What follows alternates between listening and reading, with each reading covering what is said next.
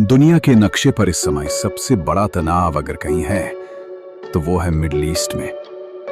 लेकिन क्या आप जानते हैं कि जब दो बड़े देश आमने सामने होते हैं तो असल लड़ाई सिर्फ बॉर्डर पर नहीं बल्कि उन खाली कुर्सियों पर होती है जहां बड़े बड़े नेता बैठकर दुनिया की किस्मत तय करते हैं। दोहा यानी कतर की राजधानी में इस समय कुछ ऐसी ही खाली कुर्सियां सबका ध्यान खींच रही हैं। अल जजीरा की एक बड़ी रिपोर्ट के मुताबिक ईरान के बड़े अधिकारी दोहा पहुंच रहे हैं। पूरी दुनिया की नजरें इस बात पर हैं कि क्या इन कुर्सियों पर बैठकर ईरान और अमेरिका के बीच कोई गुप्त समझौता होने जा रहा है या फिर ये किसी बड़े तूफान से पहले की खामोशी है।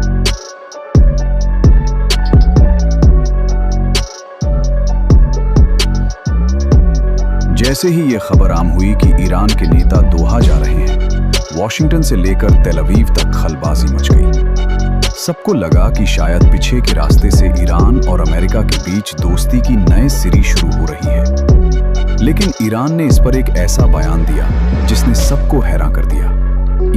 ईरान के विदेश मंत्रालय ने साफ कर दिया कि हमारे अधिकारी दोहा की उन कुर्सियों पर अमेरिका के साथ बैठने नहीं जा रहे हैं। हमारा मकसद बिल्कुल अलग है।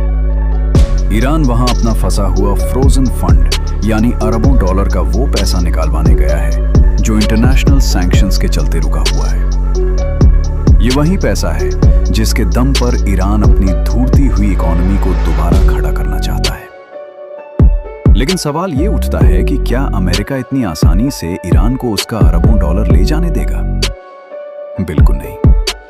अमेरिका की हमेशा से कोशिश रही है कि ईरान को आर्थिक रूप से कमजोर रखा जाए ताकि वो मिडिल ईस्ट में अपने दबदबे को ना बढ़ा सके।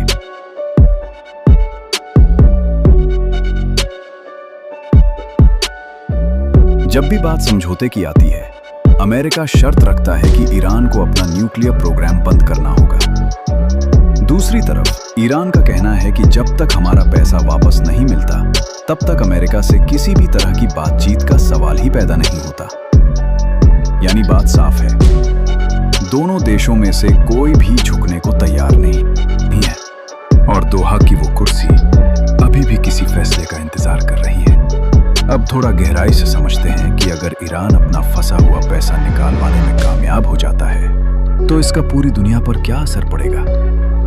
अगर ईरान के पास अरबों डॉलर का नया फंड आता है तो उससे सबसे बड़ा झटका इजराइल और अमेरिका को लगेगा। इस पैसे का एक बड़ा हिस्सा ईरान अपने डिफेंस सिस्टम को मजबूत करने, नए ड्रोन्स और एडवांस्ड मिसाइल्स बनाने में लगा सकता है। इसके अलावा मिडिल ईस्ट में चल रहे बाकी कॉन्फ्लिक्ट्स पर भी इसका सीधा असर पड़ेगा। इसीलिए दोहा में चल रही ये आर्थिक हलचल सिर्फ पैसे का लेन देन नहीं है बल्कि ये आने वाले समय में मिडिल ईस्ट की पूरी सियासत को बदल देने वाला मोड़ हो सकता है।